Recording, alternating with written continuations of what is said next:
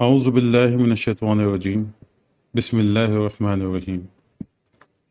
یہ قصہ ایک ایسے نوجوان کا ہے جس کی جوانی سے لے کر بڑھاپے تک پوری زندگی آزمائشوں میں گزری ہے، اور اللہ کے فضل سے آپ علیہ السلام تمام آزمائشوں میں ثابت قدم اترے، اور قرآن پاک میں اللہ تعالیٰ نے آپ کا نام لے کر آپ پر سلام بھیجا اور آپ کی شان میں قرآن پاک کی 73 آیات کا نزول کیا۔ جی ہاں دوستوں، میں ہوں دانش کمال اور آپ دیکھ رہے ہیں ابی کی دنیا۔ آج میں آپ کو ابراہیم علیہ السلام کی زندگی کے بارے میں بتاؤں گا تاکہ اللہ تعالی ہم سب کے ایمان مضبوط کرے، آمین۔ سیدنا ابراہیم علیہ السلام اللہ کے بہت محبوب اور عاجزی والے بندے ہیں۔ آپ کی پیدائش عراق کے شہر بابل میں طارق نامی فرد کے گھر ہوئی۔ آپ کے والد بت پرست قبیلے سے تعلق رکھتے تھے اور آپ لوگوں کی کافی خیر خواہی رکھنے والے بندے تھے۔ اسی وجہ سے لوگوں نے آپ کو آزر کا لقب دے دیا تھا، یعنی خیر خواہی رکھنے والا۔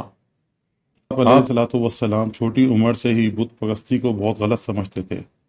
یہی وجہ تھی کہ آپ نے کبھی بھی اپنی پوری زندگی کے اندر ایک لمحے کے لیے بھی کبھی بت پرستی نہ کی تھی۔ ایک دن آپ نے لوگوں سے کہا کہ جن بتوں کو تم اپنا خدا مان بیٹھے ہو، ایک دن میں ان کا اچھا علاج کروں گا۔ یہاں یہ بات بھی آپ کے علم میں لانا بہت ضروری ہے کہ آپ نے تبلیغ سب سے پہلے اپنے گھر سے شروع کی اور اپنے باپ آزر کو سمجھایا کہ اے میرے والد، یہ بتوں کی عبادت صحیح نہیں ہے۔ بے شک میرے پاس وہ علم ہے جسے آپ نہیں جانتے۔ بلا شبہ بن دیکھے رب پر ایمان لانا ہی سب سے بہتر عمل ہے۔ آپ جن شیاطین کی عبادت میں لگے ہیں، مجھے ڈر ہے کہ کہیں آپ عذاب کے مستحق نہ ہو جاؤ۔ جسے سن کر ان کے باپ نے ان کو بولا، اے ابراہیم، کیا تو میرے معبودوں سے پھرا ہوا ہے؟ اگر تو باز نہ آیا تو میں تجھے سنسار کر دوں گا، اور تو مجھ سے اتنا دور ہو جا کہ کبھی مجھے نظر نہ آئے۔ آپ علیہ السلام نے اپنے باپ سے نرمی اور اخلاق سے کہا کہ آپ پر سلامتی ہو، اور میں اپنے رب سے آپ کے لیے ہمیشہ دعا گو رہوں گا۔ لیکن جب آپ علیہ السلام پر یہ بات کھل کے سامنے آ گئی کہ ان کا باپ اللہ کا کھلا دشمن ہے، تو آپ علیہ السلام اس سے بے تعلق ہو گئے، جس کا ذکر سورہ توبہ کی آیت 114 میں آیا ہے۔ چونکہ ابراہیم علیہ السلام اپنے باپ سے بہت محبت کرتے تھے، یہی وجہ تھی، اور کہتے تھے کہ اے میرے باپ، میں اللہ سے آپ کے لیے استغفار کرتا رہوں گا۔ اس وجہ سے اللہ تعالیٰ نے آپ کو خلیل الرحمن کا لقب دے دیا تھا۔ آپ علیہ السلام چھوٹی عمر سے ہی کائنات اور خلق کائنات کے بارے میں بہت زیادہ سوچتے رہتے تھے۔ یہی وجہ تھی کہ آپ علیہ السلام نے کبھی زندگی میں ایک لمحے کے لیے بھی بتوں کے آگے سجدہ نہ کیا تھا، نہ کبھی ان کی عبادت کی تھی۔ پھر جب آپ علیہ السلام 16 سال کی عمر کو پہنچے تو آپ علیہ السلام نے توحید کا کام شروع کر دیا تھا اور لوگوں کو ایک اللہ کی طرف بلانا شروع کر دیا۔ لوگوں کو شرک کی حالت میں دیکھ کر آپ علیہ السلام دل میں بہت زیادہ کڑتے تھے۔ اس وجہ آپ علیہ السلام نے کئی بار لوگوں کو اعلانیہ دھمکی بھی دی کہ وہ ان کے بتوں کا ایک روز ضرور علاج کریں گے، جس کا ذکر اللہ تعالیٰ نے قرآن پاک کی سورہ انبیاء کی آیت نمبر 57 میں کیا ہے۔ پھر وہ دن بھی آ گیا جس میں یہ لوگ عید منایا کرتے تھے اور صبح سویرے بہت سا کھانا پکا کر اپنے بتوں کے آگے رکھ کر میلے میں چلے جایا کرتے تھے، اور شام کو جب واپس لوٹ آتے تو اگلے دن اپنے بتوں کے آگے رکھا ہوا ان کا کھانا انہی کا جھوٹا سمجھ کر تبرک کے طور پر کھا لیا کرتے تھے۔ پھر جب قبیلے کے لوگ عید منانے کے لیے گئے تو قبیلہ لگ بھگ خالی ہو گیا۔ ابراہیم علیہ السلام نے اب اپنا کلہاڑا اٹھایا اور سیدھا مندر آ گئے، جہاں بہت سے چھوٹے بت رکھے ہوئے تھے اور ان کے درمیان ایک بہت بڑا سا بت بھی رکھا ہوا تھا، اور ساتھ ہی وہ کھانا بھی رکھا ہوا تھا جو لوگوں نے اپنے بتوں کے لیے چھوڑ دیا تھا۔ پھر آپ علیہ السلام نے ان بتوں سے کہا کہ اتنا کھانا تمہارے پاس رکھا ہوا ہے، کیا ہوا کھاتے کیوں نہیں ہو؟ کیا ہوا ہے جو ایک دوسرے سے بات بھی نہیں کرتے؟ اور یہ کہہ کر آپ نے اللہ کا نام لیا اور تمام چھوٹے بتوں کو اپنے کلہاڑے سے توڑ دیا، اور تمام بتوں کو توڑنے کے بعد صرف ایک جو سب سے بڑا تھا اس کو چھوڑ دیا اور اپنا کلہاڑا اس کے کاندھے پر رکھ کر گھر آ گئے۔ اگلے دن جب لوگ مندر گئے تو دیکھا کہ ایک بڑے بت کو چھوڑ کر باقی تمام بت ٹوٹے ہوئے ہیں۔ یہ منظر ان سے برداشت نہ ہوا اور غصے میں چیخنے چلانے لگے کہ یہ کام کس ظالم کا ہے، یہ کس نے ہمارے خداؤں کی توہین کی ہے۔ مجمع سے کسی نے صدا لگائی کہ ضرور یہ کام آزر کے بیٹے ابراہیم کا ہے، کیونکہ ایک وہی ہے جو ہمارے بتوں کا انکار کرنے والا ہے اور لوگوں کو ایک نئے دین کی دعوت بھی دیتا رہتا ہے۔ لوگوں کا غصہ پورے زور پر تھا اور وہ سیدھا ابراہیم علیہ السلام کے پاس پہنچے اور پوچھا کہ ہمارے بتوں کا یہ حال کیا تو نے کیا ہے؟ آپ ابراہیم علیہ السلام نے کہا کہ مجھ سے بھلا کیوں پوچھتے ہو، اپنے بتوں سے کیوں نہیں پوچھتے؟ تو وہ لوگ کہنے لگے، اے ابراہیم، کیا تجھے نہیں معلوم کہ یہ بے زبان ہے، بول نہیں سکتے؟ بات یہ تھی کہ یہ لوگ شیطان کے بہکاوے میں آ گئے تھے اور اس کو حق نظر آنے کے بعد بھی یہ اس کو جھوٹ ہی سمجھ رہے تھے۔ جواب آپ علیہ السلام نے فرمایا، تعجب ہے تم لوگوں پر، ایک اللہ کو چھوڑ کر اس کی عبادت کرتے ہو جو اپنا بچاؤ بھی نہیں کر سکتے اور نہ ہی تم کو کوئی فائدہ پہنچا سکتے ہیں اور نہ ہی تمہیں کوئی نقصان پہنچا سکتے ہیں۔ اس وقت سب کچھ ویسا ہی ہو رہا تھا جیسا کہ ابراہیم علیہ السلام نے سوچا ہوا تھا، لیکن بات یہ تھی کہ یہ لوگ ایمان لانے والے کبھی تھے ہی نہیں۔ پھر ان لوگوں نے سوچا کہ اب وقت آ گیا ہے کہ ابراہیم علیہ السلام کو سبق سکھایا جائے اور انہیں سزا دی جائے۔ پھر سوچا کہ اس کو آگ میں چلا دیا جائے اور یہ لوگوں کے لیے ایک مثال بن جائے۔ چنانچہ ایک میدان کا انتخاب کر کے اس میں بہت بڑی آگ لگائی گئی۔ یہ آگ اتنی بڑی تھی کہ اس کے اوپر سے اڑنے والے پرندے بھی اس کے شعلوں کی لپٹ میں آ کے جل جاتے تھے۔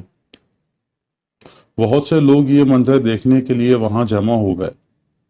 اب مسئلہ یہ تھا کہ ابراہیم علیہ السلام کو آگ میں کیسے ڈالا جائے، کیونکہ آگ بہت زیادہ بڑی ہونے کی وجہ سے اس کی گرمی اور تپش اتنی تھی کہ اس کے قریب کھڑا ہونا بھی محال تھا۔ تو ان میں سے لوگ کہنے لگے ابراہیم علیہ السلام کو کہ ایک کام کر ابراہیم، تو خود ہی آگ میں چلا جا۔ ابراہیم علیہ السلام بولے کہ میں کیوں آگ میں جاؤں؟ تم کو مجھے آگ میں ڈالنا ہے تو تم مجھے آگ میں چھوڑ کر آؤ، میں بھلا کیوں آگ میں جانے لگا؟ پھر ایسے میں شیطان نے ان لوگوں کی رہنمائی کی اور ایک غلیل جیسا جھولا بنا کر اس میں ابراہیم علیہ السلام کو بٹھایا۔ رسی کاٹنے پر جھولے نے اپنی پوری طاقت سے ابراہیم علیہ السلام کو آگ کی طرف اچھال دیا۔ ابھی آپ ہوا میں ہی تھے اور آگ کی طرف بڑھ رہے تھے کہ بارش برسانے والا فرشتہ آ گیا، ساتھ ہی جبرائیل علیہ السلام بھی آ گئے، لیکن ابراہیم علیہ السلام چپ رہے۔ بارش کا فرشتہ سوچ رہا تھا کہ جیسے ہی اللہ کی طرف سے حکم ہوگا فوراً بارش برسا کے اس آگ کو بجھا دوں گا، اور جبرائیل علیہ السلام اس انتظار میں تھے کہ جیسے ہی اللہ کی طرف سے حکم آئے گا تو فوراً اس کی تعمیل کر دی جائے۔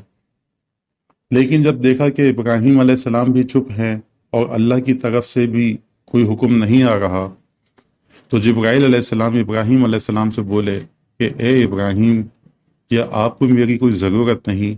ابراہیم علیہ السلام نے فرمایا کہ اے جبرائیل، اگر تو اللہ کے حکم سے آیا ہے تو ٹھیک ہے، اور اگر تو خود سے آیا ہے تو یقین جان مجھے تیری کوئی ضرورت نہیں۔ اور اس کے بعد ابراہیم علیہ السلام نے اللہ تعالیٰ سے دعا کی۔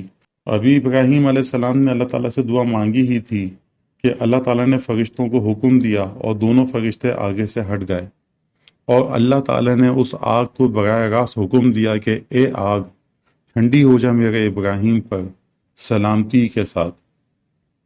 اب تو اس آگ نے ابراہیم علیہ السلام کو ایسے اپنی گود میں لے لیا جیسے ماں اپنے بچے کو لیتی ہے۔ اب لوگوں نے یہ عجیب منظر اور زندہ معجزہ اپنی آنکھوں سے دیکھا کہ ابراہیم علیہ السلام اس خوفناک آگ میں کس سکون سے اور کس اطمینان کے ساتھ بیٹھے ہوئے ہیں۔ یہ دیکھ کر ابراہیم علیہ السلام کے باپ آزر کے منہ سے بھی بے اختیار نکل گیا کہ اے ابراہیم، کیا کہنے ہیں تیرے پروردگار کے۔ دوستو، یہ وہ وقت تھا جب ابراہیم علیہ السلام اس پوری روئے زمین کے اوپر اکیلے مسلمان تھے، لیکن جب ابراہیم علیہ السلام آگ سے نکلے تو اتنا بڑا معجزہ دیکھ کر بھی ایک سوائے لوط علیہ السلام کے کوئی ان پر ایمان نہ لایا، اور باقی تمام لوگ अपने कुफ्र पर ही डटे रहे, जिसको देखकर आप अलैहिस्सलाम को बड़ी हैरत हुई कि अब ये लोग भला और कौन सा मुआवजा देखना चाहते हैं और ये किस चीज़ का इंतज़ार कर रहे हैं। आप अलैहिस्सलाम नाउम्मीद हो गए और आपने हिजरत करने का इरादा कर लिया। उस ज़माने में बाबुल पर नमरूद नामी फ़िरौन की हुकूमत थी, जिसने खुदाई का दावा भी कर रखा था। तो जब नमरूद को इब्राहीम अलैहिस्सलाम के मुआवजे का पता चला तो उसने आपको अपने पास बुलवा लिया और मुकालमा किया, जिसका जिक्र सूरतुल बकरा की आयत नंबर 58 में आता है। तो आप इब्राहीम अलैहिस्सलाम ने नमरूद से कहा कि मेरा रब वो है जो मारता भी है और जिंदा भी करता है। जवाब में नमरूद बोला कि मैं भी जिंदगी और मौत पर इख्तियार रखता हूँ। यह कहकर उसने जेल से सजाए मौत के 2 कैदी बुलवाए और उनमें से एक को उसी वक्त आज़ाद कर दिया और एक को उसी वक्त मौत के घाट उतार दिया और बोला कि ए इब्राहिम, क्या तूने देखा नहीं कि मैंने भी एक को जिंदगी दी और एक को मौत दे दी है। यह सुनकर इब्राहिम अलैहिस्सलाम ने सोचा कि अगर इस मुनाजरे में जिंदगी और मौत पर ज्यादा बहस हुई तो नमरूद का पलड़ा झूठे दलाइल से भारी हो जाएगा, लिहाजा मुनाजरे का मौजू तब्दील करना होगा। तो आप इब्राहिम अलैहिस्सलाम ने बोला कि मेरा रब सूरज को मशरिक से निकालता है, तुझे लगता है कि तू खुदा है, तो तू एक काम कर, तू सूरज को मगरिब से निकाल दे। इब्राहिम अलैहिस्सलाम की इस दलील के आगे नमरूद का सर झुक गया और उस पर हकीकत खुल गई और खुल के सामने आ गई और वो समझ गया कि इब्राहिम अलैहिस्सलाम आग से कैसे जिंदा बच के बाहर आ गए। नमरूद ने इब्राहिम अलैहिस्सलाम को बोला कि अब तुम मजीद यहाँ नहीं रह सकते और इब्राहिम अलैहिस्सलाम लूत अलैहिस्सलाम को अपने हमराह लेकर इराक से निकलकर शाम की तरफ हिजरत कर गए और हरान नामी बस्ती के अंदर आकर मुकीम हो गए। आपने अपने चचा हरान की बेटी सारा अलैहिस्सलाम से शादी की। अब आप अलैहिस्सलाम का शुमार बनु हरान में होने लगा और आप अलैहिस्सलाम भी लोगों को हरान में आकर बसने का कहते थे। हरान के रहने वाले लोग सितारों की पूजा करते थे। अब सितारे तो रात में निकलते हैं, तो लिहाजा ये रात में सितारों की पूजा करते थे। इन लोगों को इस हाल में देखकर इब्राहिम अलैहिस्सलाम ने सोचा कि वो इनको यहाँ तौहीद की दावत देंगे। अब एक रात इब्राहिम अलैहिस्सलाम इन लोगों के साथ ये इरादा करके निकले कि वो इन लोगों को समझाएंगे कि वो लोग खुली गुमराही में पड़े हुए हैं। लिहाजा अल्लाह ने भी इब्राहिम अलैहिस्सलाम अब लोगों के साथ रात में आप अलैहिस्सलाम भी निकले। तो रात में एक सितारा बड़ा खूबसूरत सा निकला, जिसे लोगों को दिखाकर इब्राहिम अलैहिस्सलाम ने मजाक में बोले कि वो ही मेरा रब है। कुछ ही देर में वो सितारा छुप गया। तो आप अलैहिस्सलाम बोले कि अरे, ये तो गुरूब हो गया है, भला ये रब कैसे हो सकता है जो गुरूब हो जाए। अगली रात आप अलैहिस्सलाम लोगों के साथ फिर से निकले और चांद की तरफ इशारा किया और बोले ये मेरा रब है, लेकिन चांद भी गुरूब हो गया। तो इब्राहिम अलैहिस्सलाम कहने लगे अगर मेरे रब ने मुझे हिदायत ना दी तो जरूर मैं गुमराह हो जाऊंगा। ए मेरे रब, तू कहाँ है, अपनी तरफ मेरी रहनुमाई कर। ऐसी बातें करके आप अलैहिस्सलाम लोगों को गौर फिक्र करने की दावत दे रहे थे ताकि वो लोग खुदा की ज़ात को लेकर गौर फिक्र करें कि भला छुप जाने वाला और भला गुरूब हो जाने वाला कभी किसी का रब कैसे हो सकता है। अगले दिन जब सूरज निकला तो आप अलैहिस्सलाम कहने लगे कि सबसे बड़ा ये सूरज है, अब तो यही मेरा रब है। लोगों से कहने लगे कि तुम लोग रात में छोटे छोटे सितारों की पूजा करते हो, क्या ये बेहतर नहीं कि इतने बड़े एक ही रब की पूजा की जाए। लेकिन शाम को जब वो भी गुरूब हो गया तो कहने लगे कि मैं तुम्हारे शिर्क से बेजार हूँ, ये भला रब कैसे हो सकता है। इनमें तो तब्दीली आती रहती है, कभी छुपते हैं, कभी निकलते हैं, कभी कम हो जाते हैं, कभी ज्यादा हो जाते हैं, कभी गुरूब हो जाते हैं। ان تمام باتوں کا مطلب یہی ہے کہ یہ سب چیزیں اس بات پر دلیل ہیں کہ یہ سب مخلوق ہے اور ان کا بنانے والا کوئی اور ہے، اور جب یہ کسی کے حکم کے محتاج ہیں تو بھلا اپنی ذات سے کسی کو کیسے کوئی فائدہ یا نقصان پہنچا سکتے ہیں۔ اور پھر آپ نے اپنی قوم سے کہا کہ میں اپنا منہ اس رب کی طرف موڑتا ہوں جس نے آسمانوں کو یکسو ہو کے پیدا کیا، اور میں شرک کرنے والوں میں سے نہیں ہوں۔ لیکن وہ لوگ اب بھی اپنی باتوں پر ہی اڑے رہے۔ تب آپ نے فرمایا کہ تم مجھ سے اللہ کے بارے میں جھگڑ رہے ہو، جبکہ مجھے تو اللہ راہ دکھا چکا ہے اور اس نے مجھے دلیل عطا فرمائی ہے۔ میں یقیناً جانتا ہوں تمہارے معبود بے بس اور بے حیثیت ہیں۔ جاؤ تم سے اور تمہارے خداؤں سے جو ہو سکتا ہے کر لو، میرے رب کے حکم کے بغیر تم کچھ بھی نہیں کر سکتے۔ تمام مخلوقات کو میرے رب نے اپنے گھیرے میں لے رکھا ہوا ہے۔ کیا تم اللہ سے نہیں ڈرتے جو اللہ کے ساتھ شرک کرتے رہتے ہو، جبکہ اللہ نے ایسی کوئی دلیل نہیں دی؟ تو اب تم ہی بتاؤ، ہم دونوں جماعتوں میں سے کون زیادہ امن اور حق کی طرف ہے؟ بے شک امن کا زیادہ حقدار وہی ہے جو اللہ پر ایمان لایا اور بعد میں اس کے ساتھ کسی کو شریک نہ ٹھہرایا ہو۔ بلا شبہ یہی لوگ ہدایت یافتہ ہیں، یہی ہمارے وہ دلائل تھے جو ان کی قوم کے مقابلے میں ہم نے ابراہیم کو عطا کیے تھے، اور ہم جسے چاہیں مرتبے میں بڑھا دیں۔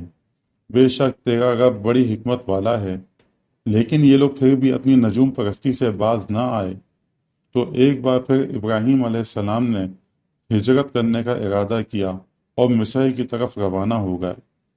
تو اس نے اپنا ایک وفد ان کی طرف روانہ کیا اور کہا کہ اس لڑکی کو میرے پاس لے آؤ، اور اس کے ساتھ جو نوجوان ہے، اگر وہ اس کا شوہر ہے تو اس کو وہیں قتل کر دینا۔ ادھر اللہ تعالیٰ نے ابراہیم علیہ السلام کی طرف وحی بھیجی اور ان کی رہنمائی کی۔ ابراہیم علیہ السلام نے اپنی بیوی سارہ علیہ السلام کو کہا کہ اے سارہ، اس سرزمین پر اس وقت تیرے اور میرے سوا کوئی ایمان والا نہیں ہے، تو اس طرح سے تو میری دینی بہن بھی ہے۔ دوسری جانب مصر کے بادشاہ کو خبر ہوئی کہ ایک نوجوان ایک خوبصورت لڑکی کے ہمراہ یہاں مصر میں آیا ہوا ہے۔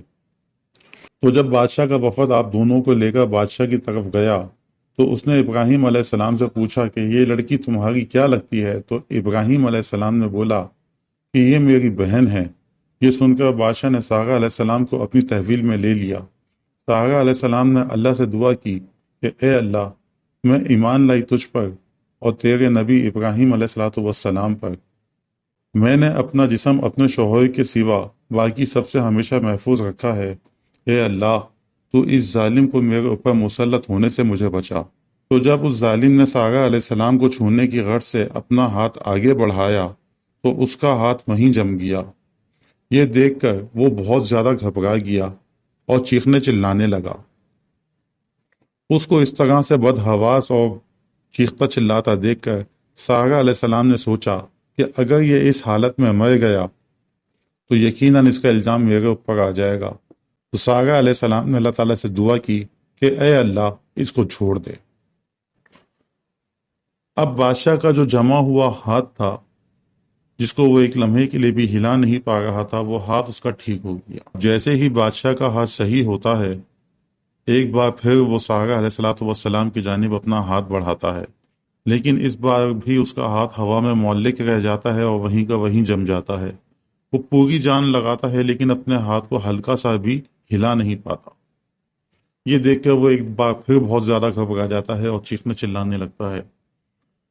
سارہ علیہ السلام واپس اللہ تعالیٰ سے دعا کرتی ہیں اور اس کا ہاتھ دوبارہ ٹھیک ہو جاتا ہے، لیکن وہ ظالم اب بھی نہیں رکتا اور ایک بار پھر سارہ علیہ السلام کی جانب اپنا ہاتھ بڑھاتا ہے، لیکن اب کی بار بھی اس کا حال پہلے سے مختلف نہیں ہوتا اور اب کی بار بھی اس کا ہاتھ وہیں پر ہی جم جاتا ہے۔ اب اس بات کا اس کو بھی یقین ہو گیا تھا کہ سارہ علیہ السلام اب اس کے لیے دعا نہیں کریں گی اور نہ ہی اس کا ہاتھ صحیح ہوگا۔ تو وہ منت سماجت پر اتر آتا ہے اور سارہ علیہ السلام سے کہتا ہے کہ ایک بار اور تو میرا ہاتھ صحیح کر دے اس کے بعد تو یقین جان میں تیرے راستے سے ہٹ جاؤں گا اور میں کبھی تیرے راستے میں رکاوٹ نہیں بنوں گا۔ سارہ علیہ السلام نے ایک بار پھر اللہ سے ان کے لیے دعا کی اور اس کا ہاتھ صحیح ہو جاتا ہے۔